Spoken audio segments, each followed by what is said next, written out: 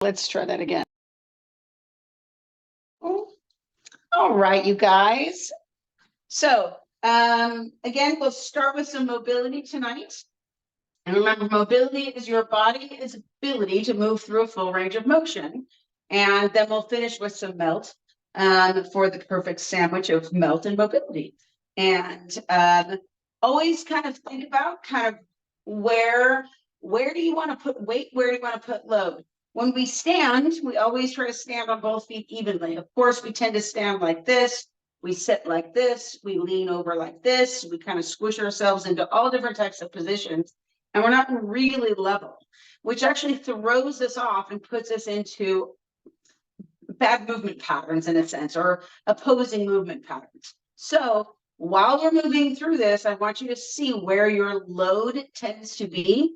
And of course, if something is challenging for you this time, take it slower, do more repetitions of the thing that was a little bit easier, and teach yourself how to progress a little bit more. So we're going to start at the back of the mat. And we're going to do kind of a get up, get down kind of a sequence. And the key of this sequence is to really try to go as slow as you can and as smooth as you can. And remember, I'm saying as you can. So don't worry about anybody else about how they're doing it. Just try to find your own movement that works best for you. So we're just going to start here. And it's pretty simple. All you're going to do is push your hips back to hinge. And as far back as you can get them. And notice your hamstrings kind of show up. So I'm not just bending over, I'm not just tipping over, I'm pushing my hips back, really trying to get my hamstrings to engage. Then from there, I let my hands drop, and I'm not falling, but I'm lowering my hands to the ground. And then I'm going to lift up out of my heels and start loading my hands, and then slowly dropping myself to the ground. Now notice a couple of things. One, were you able to actually go slowly to the ground, or did you kind of fall? Two, did you notice how much load your hands actually could take up? And then three, when you landed, boom, boom, did you land one knee at a time, or could you land both knees at the same time? So we're now going to go back up. So you're going to put your weight into your hands and your toes, pull your knees up, push yourself back as far as you can, back into that position. And I want you to try to put those hamstrings on stretch, and then just as a unit, in a sense, stand back up. Okay. Very often we can go into a roll up, but I want you to try to keep the pillar, the torso tall.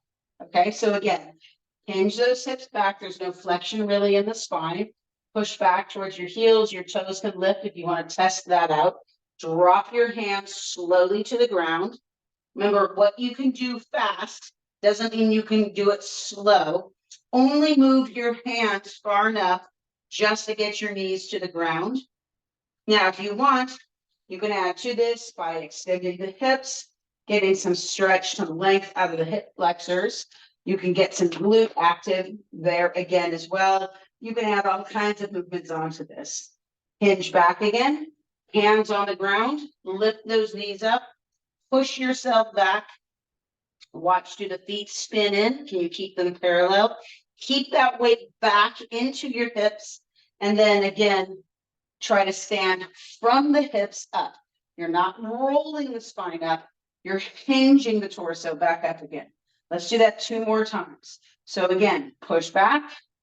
I know, very simple motion, but you can see where maybe some of your mobility might be a little bit needy. Lift up out of those heels. Drop the knees down. Use your core. You can feel that core kind of light up as you get your knees and hands close to each other. And then pull those knees up. You're on the ball of your feet as best you can.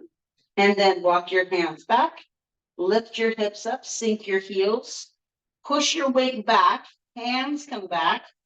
And then hinge back up. Let's do one more time like that. Again, push those hips back. You may already feel those glutes, the hamstrings, something show up. Push those hips back. Good.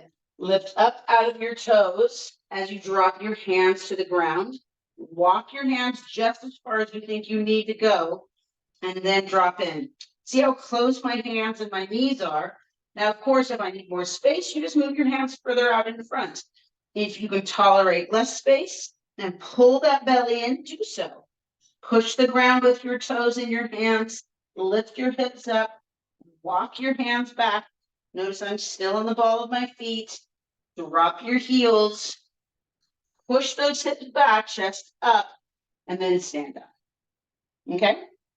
So we're going to try to do it with one hand going to the ground. Okay? So as we come down, and if you need to put the other hand, that's totally fine. So again, push those hips back. Hinge. Place one hand on the ground. Notice that new load that your body wants to cheat to there. Try not to let that happen. Lower yourself. Here's the hard part. Dropping yourself to the ground with only one hand. Okay? Give yourself that option if you want to put your other hand underneath you, bring yourself back up, or keep this right hand or left hand on the ground. Do what you can do. Take your hand back underneath you. Lift your hips up. Sink your heels. And then again, stand back up. Okay? Again, one hand eliminates a base of support. So are you overloaded? Can you really feel that overloading to one side over the other? Again, so we'll hinge back, hands down, heels come up, hand comes to the ground, load, slow your descent, drop. You can place the other hand on the ground, rock back, lift up, sink in, hinge to stand. Okay, so you can tell maybe your left hand is stronger, your right hand is stronger, whichever it is. So we're going to go down and we're going to take one leg off now. I'm going to put my hands back on the ground. So hinge back, hinge first, and then I want you to just pick up one leg. Now this is tricky as you get down. Bring both hands to the ground. Lift up and then lower yourself down. Now I'm tucking this foot in. This knee is staying higher, of course, and just there. Now, really the trick is going to be to get back up. All my load is low, and I want to try again. This is where mobility and stability really come together.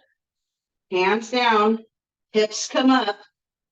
Bring that foot back as a counterbalance to stand up and get your foot underneath you. Okay, you can see I didn't spend hours and weeks practicing this. Together we're doing this. Body is tall. You may start getting kind of warm now. And then you're going to hinge. Take your left foot up. Hold. Get your hands to the ground. Lift your toe up and bring yourself down to the ground. Your heel is off the ground as best you can. And again, lift your hips up. This time, press your leg back as a counterbalance to bring yourself upright. Okay? So in this situation with one leg, if you keep the leg underneath you, that it adds to your weight that you're having to lift up. If you can bring that leg out from underneath you, you kind of let it tip you up a little bit more and outdo that. So we're going to try one arm, one leg. Okay? So we're going to hinge to begin, get ourselves more into a tuck-ish type position. Lift up your left leg, put down your right hand. As best you can, lower yourself to the ground and pause. Okay? Again, so remember like a bird dog, walking is right arm and left leg. Again, lift up, come up nice and high, reach that leg back, and then stand, bring your leg underneath. Okay? This is also a great challenge for your balance. So you're having to work your balance in the same way. You can create another height for yourself to get down with by using blocks, by using a chair, all different types of things, the wall to support you. Let's do the other side. Come into that hinge. Okay?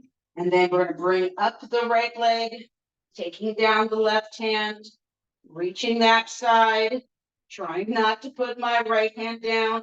My left hip isn't as strong, and I'm coming all the way down. So my left hip tends to be a lot weaker than my right. So that's why I'm putting my right hand down. But the goal would be to get that left hip stronger. Let's come all the way back up again. Push into your hand and foot, lift, reach that right leg back, and then come up to the stand. Woo! Okay, so you've got 4 or more, 6 actually, ways you can get down. We're gonna go right back to the top. We're not gonna do the whole sequence over again, but we're just gonna go over the top move again. So again, start nice and tall. It gives you a pretty good understanding of where your body works in space. From here, hinge back, hands down. Lift those toes up, and then bring your hands to the ground. Drop your knees just behind your hands. If you're doing this close, you're really feeling your core. Pick those knees up, feel the load in those arms, pull your shoulders, lift your hips up, walk your hands, drop your heels, and then stand back up. So again, a simple variation and a slow thing to get you kind of mobilizing and learning how to hold your weight. Try that out this week and see how that goes. Let's just get down like normal people, falling. So let's grab our ball. We're going to do a little ball work at the end. We'll start out with a rest assess, and we'll move on from there. Okie doke. So let's come on down to the mat. So I'm going to turn this way. On the mat, feet out in front, body's nice and tall. Just give yourself a minute if you need to, and then let's just lower ourselves back all the way into the floor. Find where you're feeling. Just kind of settle your back into the ground. Let your arms drop. And just even notice what you notice without your legs extended. Notice how your back settles into the ground if you feel your kind of the big arching or maybe the settling of your ribs. And then let's slide those legs out. What's the difference? Just changing that length of the body. Make you arch your back more? Does it make you tuck more? Does it overload the shoulders? So when we go into full extension, that is an observation of even how you would be standing. Do you feel like your shoulders are pulled forward and your chin is up? So that means you have a higher, maybe thoracic, kind of a rounding.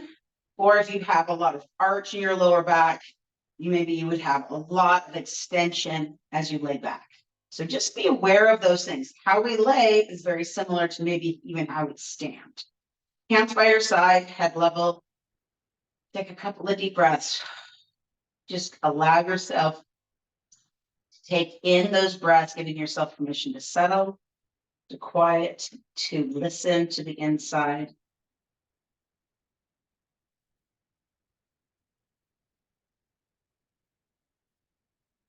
And just feel the ground underneath you. Feel where your head hits the ground, your shoulders, and notice if one shoulder feels higher than the other. Now, it's very often people ask, well, can't you just kind of do the whole thing at all at once? You can. Just like when you're drawing something, you really have to draw one part at a time.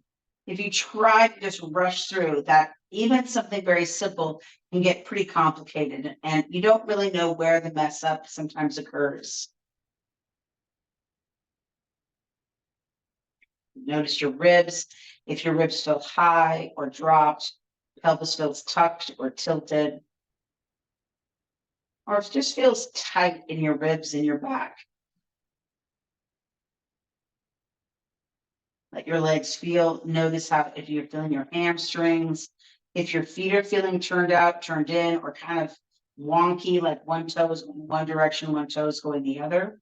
And even if you look at it, does it look that way? Or when you look at it, can you not really feel the difference from what you're seeing? Divide the body all the way through the half. So you have an equal right side and left side. And notice if you feel more weighted to one side or the other. Sometimes after we do a single leg work, you may feel more weighted, even on the side that's not, or more heavy or more aware of the side that's not as strong as the side that's stronger. Go ahead and walk your feet in. Let's grab that roller. Sit up here nice and tall. And let's put that roller. We're going to start with that roller right underneath the thighs, middle of the thighs. Now, if you love back of thigh shear, which I love, you can do it in 2, maybe 3 positions. I tend to have you guys start right in the center of the thigh just because we don't spend a ton of time doing back of thigh shear. So put the roller where you know. If you do this move a lot, you probably have a more favorite or natural way to place that roller. Press out and come in. And think of, remember, it's the tissue that's pulling, not just the legs that are moving on top of the roller.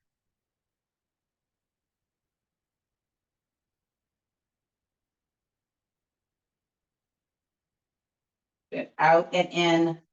And feel the twisting of that. Remember, you're affecting superficial fascia, okay, which is 3-dimensional, but you're also more deeply than communicating to that deep nerve line of your sciatic nerve, right underneath all of the fascia and those hamstring muscles. Good. One more time, in and out. Good. Pause.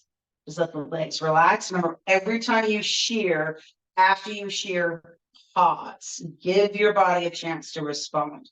And then let's do single leg. Now, again, you can keep your foot relatively still. You can move from your heel, so you press out with your heel and in with your heel. You know, you can even just kind of swing your leg and move your foot, push and pull. So you can give yourself a right. I would stay with one style for a period of passes. And then pause. And then let's do the other side.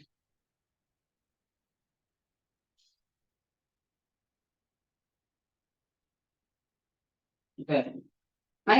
You can drag your foot on the ground. That creates a little bit more friction.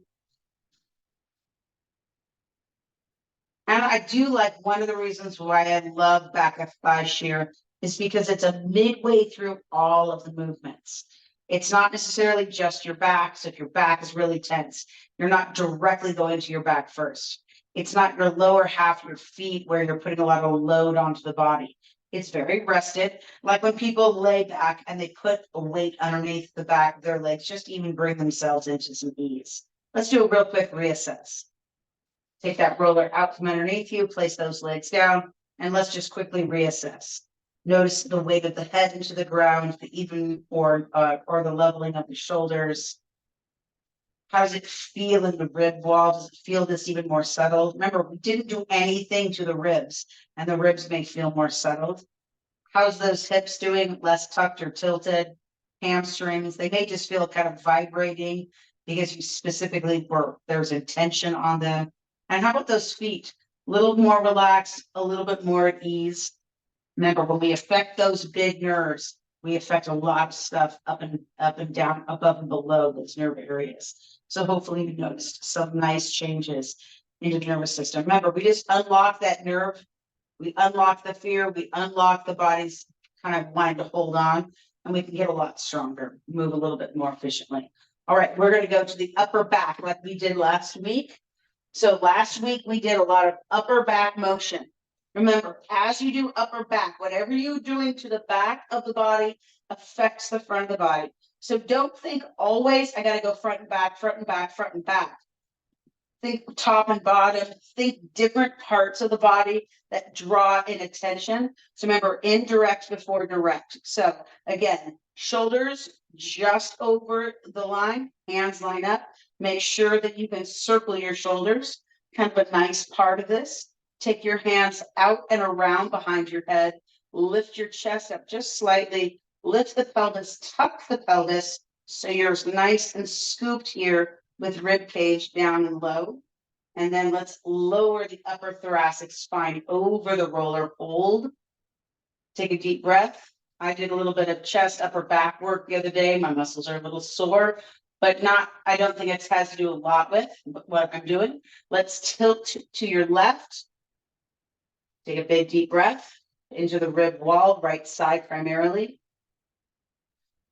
And then inhale, center, and then tilt to the right. Remember, try not to scoot the hips, twist the hips, turn the hips, keep those hips level. That's the other part of the reason why you tuck the pelvis is to keep it from arching and then just kind of doing its own thing. So tilt over to your right, breathe into your left. Now, you can push your hand in an area, which is a really great way to get some intentionality into the space. Like I'm touching this area, so my mind is going there more. So a somatic connection. Inhale, come back to center. Take that right hand behind the head. And then let's bring the elbows into the ears and then slightly hunch the back, rolling back and forth. 2 inches, 4 inches forward and back. Keep the pelvis slightly tucked. Try not to let any weight go into your head and neck.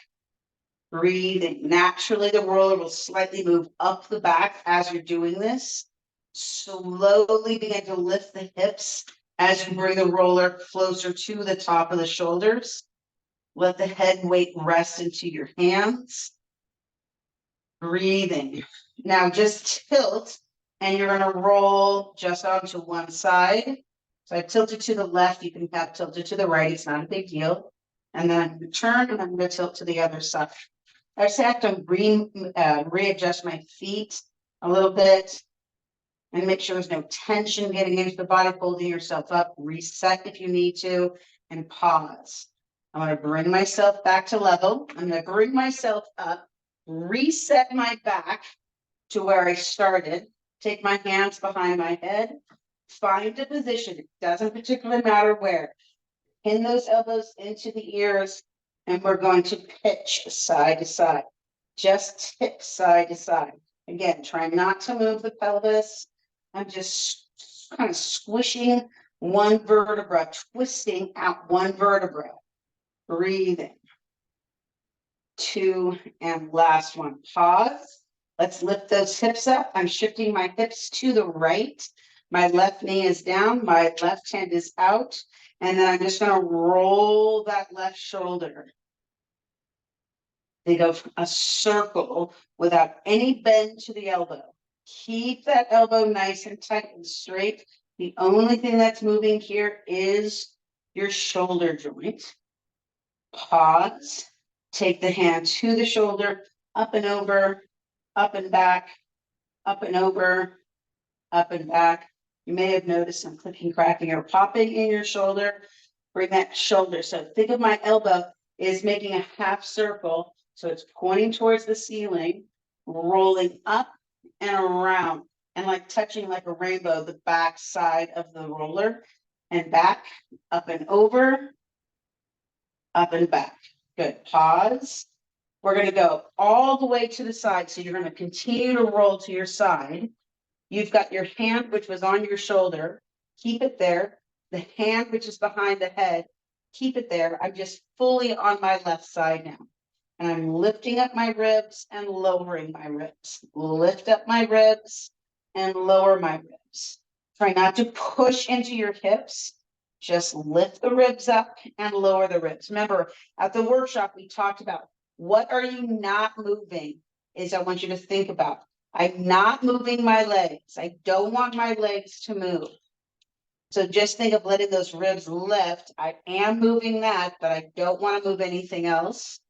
Lift up and back down. One more time or 2 more times. Lift up, back down. Last one, lift up, back down. Pause here. Let your head rest into your hands. Release your elbow, and you're just going to reach your elbow out and in.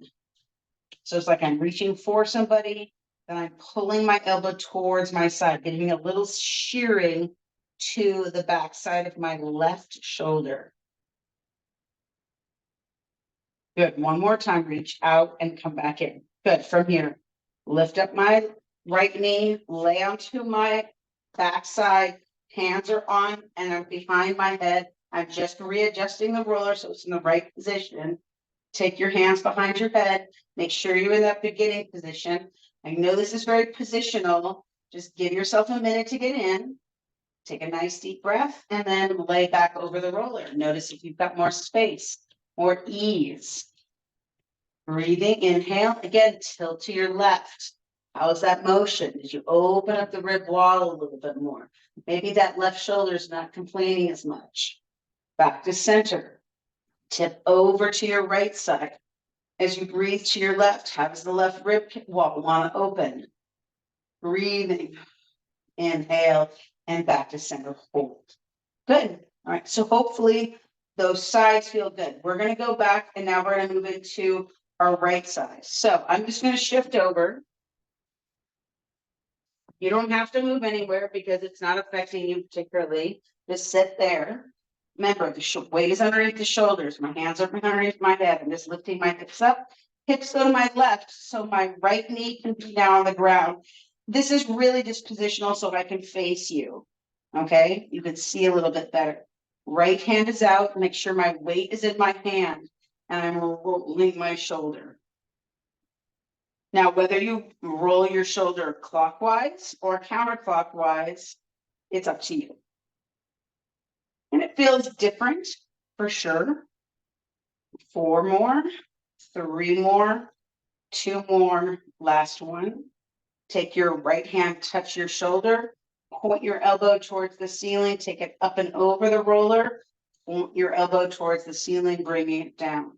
Beautiful range of motion of that shoulder, the pectorals here, the back, these rotators of the shoulder.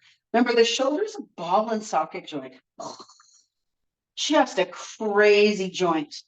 But it's a simple joint in ball and socket, but very complex about how much muscle is kind of ordered around this very mobile joint.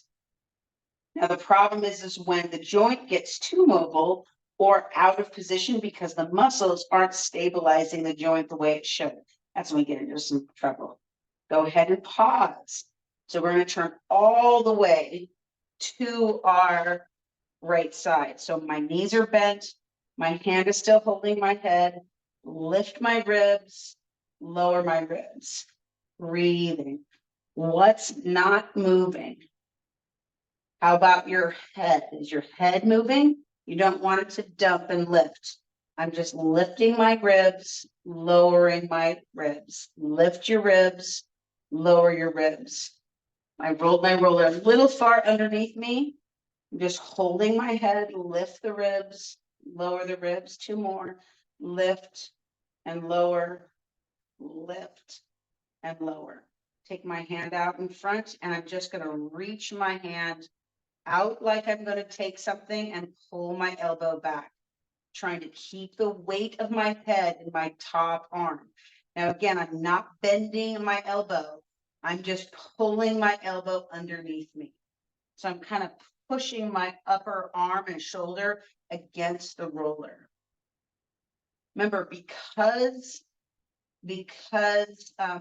fascia is 3-dimensional, you can hit it from a lot of different positions. And pause. Let's lift that left leg up. Get back on the back again. Reset that roller underneath your shoulder blades. Hips are level. Hands are behind your head. And then this time I want you to come all the way. Bring your hips to your heels. Get your hips as high as you can. Let's rinse the back till your hips come to the ground. Flatten out your feet. Lift your hips up and rinse the back. One more time, flatten out your feet, lift the hips up, and rinse the back. Pause. Good. Let's do one last recheck of that upper back, and then we're going to do back of skull, and then just lay yourself over. Just feel the upper back open, and bring your head up and tilt over to your left. And then center, and then over to your right. Good, and then center. Hopefully you felt a little bit more connected, upper back and shoulders. Let's come off. Let's do a real quick reassess again. Leg back on your back, legs out, arms out. A beautiful thing about doing upper back is very often the upper back feels like it's sunken into the ground, or maybe even the hips do. But notice what's happening in the pelvis, the lower back, the ribs, if they feel a little bit more settled to the ground. Breathing. Don't forget, we're going to end with some footwork stuff. Not a full foot treatment, but some footwork stuff. Good. So hopefully you feel that nice evenness, maybe in the head, the shoulders more level, the rib cage. If you divide that self in half, do you feel more equally weighted on both sides? That's what your kind of the secret sauce is. How's your weighting? Are you more weighted to your left side, more weighted to your right side, or can you find that forward and back, side to side balance a little bit more specifically? Let's take that roller and we're going to bring it back underneath the head. So take that roller up and over, removing my hair, just because I want the roller really at my hairline. So the base of the roller is at the hairline, but some of the roller is above my hairline. And then I want to make sure that as I'm there, I can bring my nose to the ceiling, my chin pretty much level, and then I lengthen the back of my neck, not just put my chin to my sternum. Lift my chin, lengthen the back of my neck. I want to think of pulling long, as if someone's taking my head that direction, over towards the wall behind. Lift the chin, lengthen the neck, lift the chin, lengthen the neck, just letting my upper body rest, lengthen the neck. One more time. Lift the chin, lengthen the neck. Turn my head to the right, scratch, turn my head to the left. Kind of pressing my head in, not too hard.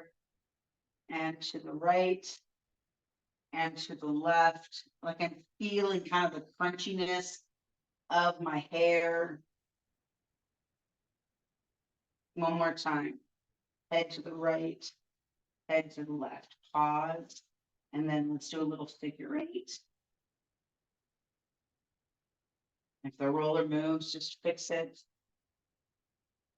I tend to get a lot of clicking, cracking, and crunching in here, but I also feel like this is very calming to the whole body because you're moving in a kind of figure eight pattern, but you're also lengthening those nerves that come out the back of the skull.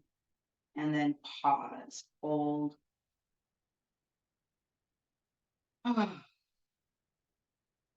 Take that roller out from underneath you and just let your head settle. Very often you can feel like your head is dropped down towards the ground. And it's not just because your head was up and now your head's down, but because you have more space actually for your neck. Your neck opened up and you're not so crunched into your chin and your chest. You've opened, inflated, and kind of supported the tissue. Take a deep breath and pause. All right, when you're ready, hopefully you're ready pretty quick, a nice finisher on our feet. Let's shift our hips to one side, roll over. If you want to sit on your roller, do so. If you want to sit on the ground, do so. A chair won't really work because you do have to be relatively close to the ground. Okay, we're just going to do around the outside edge of the foot. We're going to do a seated position foot treatment and work kind of that end nerve line right between the toes. So I'm going to take the ball and I'm going to place it right where my arch, where my ankle meets my foot, right there. And I'm just going to press right where my ankle kind of meets my foot. And you can kind of feel in there, if you flex your foot, you can feel the ligaments in there. You can kind of play with them a little bit. You can feel the space in between them about there. Your ankle is wrapped actually with tendon, with fascia. And so we're going to move that fascia a little bit in your ankle. So press into that ankle. My ankle's not bent at 90 degrees or pressed down, a little bit of space, and then just twist. And remember, just because something is simple doesn't mean it's not effective or it's just too simple to worry about. It's just, sometimes you just have to allow things to be simple and they can be pretty profound. Go ahead and pause. I want you to take your hand and press it, and then you're going to lift and lower the foot. Just keep it some pressure. and pause.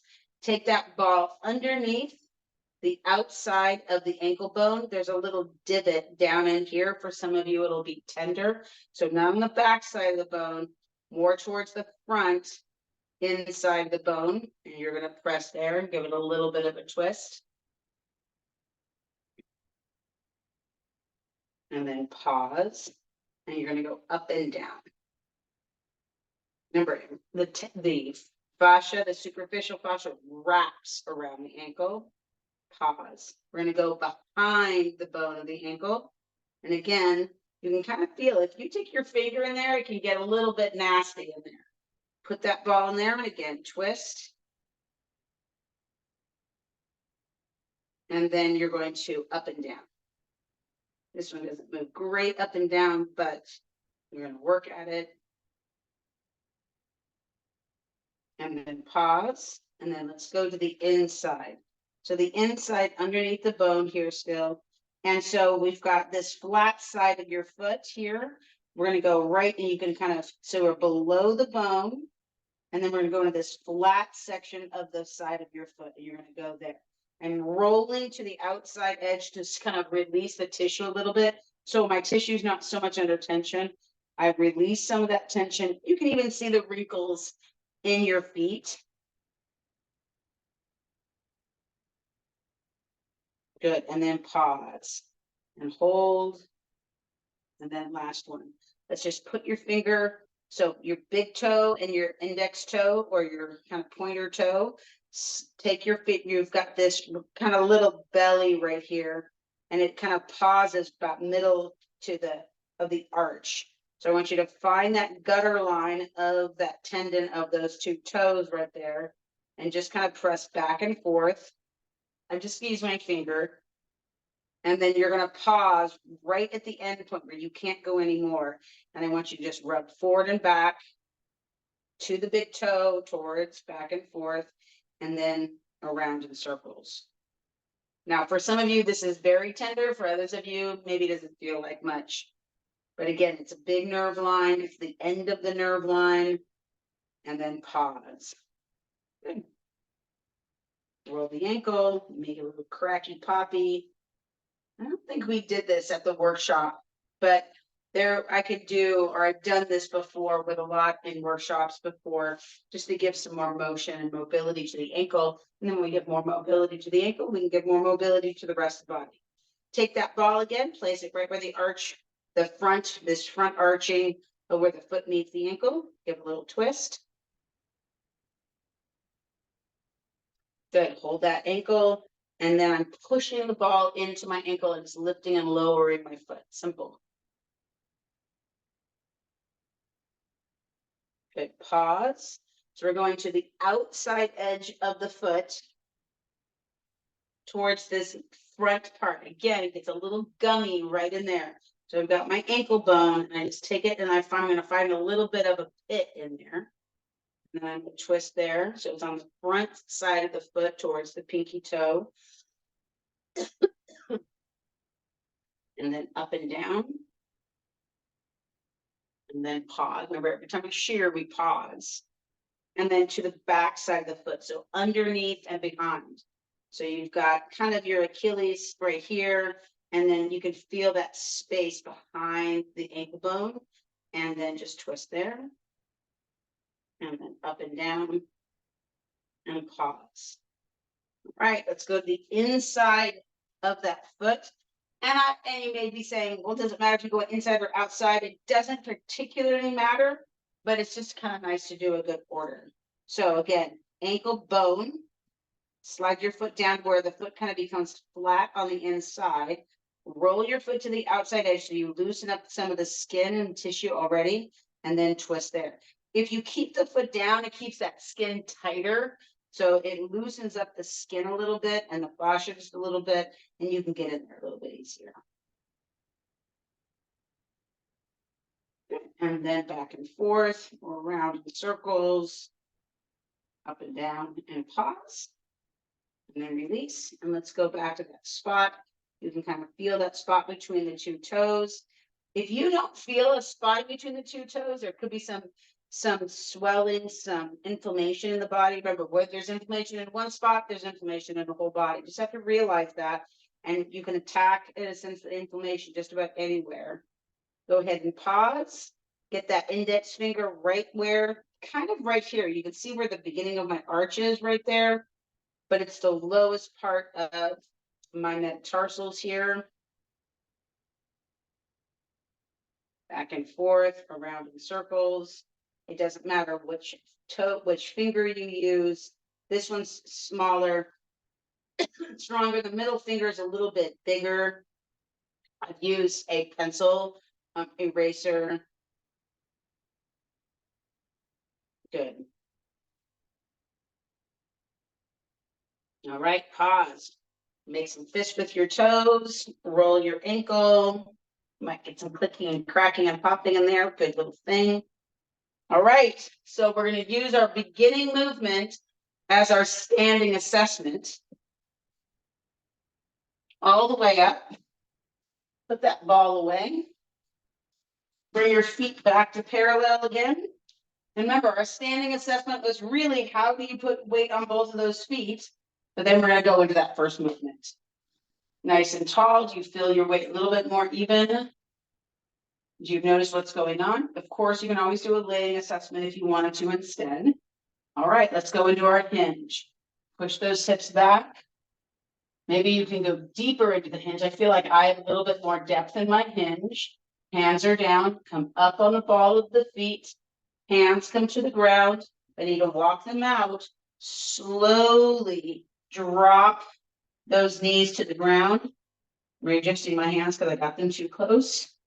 Breathing. Pull those knees back up. Walk your hands back. Lift your hips up. Sink your heels.